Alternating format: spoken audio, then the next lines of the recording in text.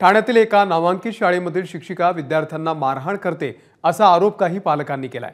ही शिक्षिका विद्यार्थ्यांच्या डोक्यामध्ये पट्टी न मारते असा आरोप होतोय। मनसेचे ठाणे जिल्हाध्यक्ष अविनाश जाधव शाळेच्या ट्रस्टींना जाब विचारण्यासाठी गेले होते। आई बाबा होण्याचे स्वप्न अजून पूर्ण झाले नाहीत का? आई बाबा होण्याचे तुमचे स्वप्न पूर्ण करा अपोलो फर्टिलिटीद्वारे। मोफत सल्ल्यांसाठी कॉल करा 9953 959370।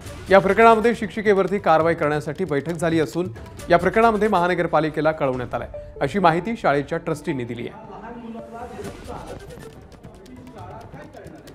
आम्ही बाईंची तक्रार करायला मुख्याध्यापकांकडे गेलो, म्हणून त्यांनी बघितलं की तक्रार करायला गेले, म्हणून आमच्या 2 मुलांवर त्यांनी सेम तशीच रागायचं सुरू केलं आणि त्यांनी काय केलं, आदल्या दिवशी मुलांबरोबर कट्टी घेतली आणि सगळ्यांना सांगितले की कट्टी घ्या या 2 मुलांबरोबर। दुसऱ्या दिवशी त्यांनी फळ्याच्या समोर उभं राहून या मुलांवर अपमानास्पद कविता केली आणि ती सगळ्या वर्गाकडून बोलून घेतली।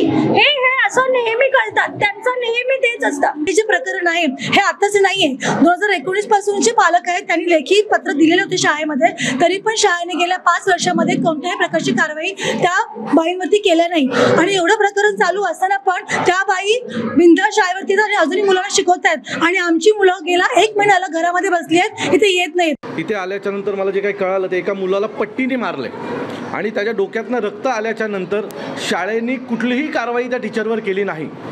एक मुलगा आहे, त्याच्यावर कविता केली आहे की हा मुलगा खोटा बोलतो आणि ती कविता वर्गातल्या इतर मुलांना त्या मॅडमने बोलायला लावली।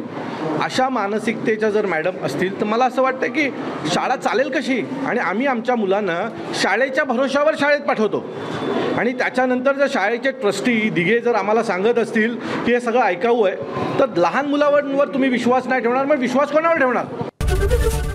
एबीपी माझा, उघडा डोळे बघा नीट।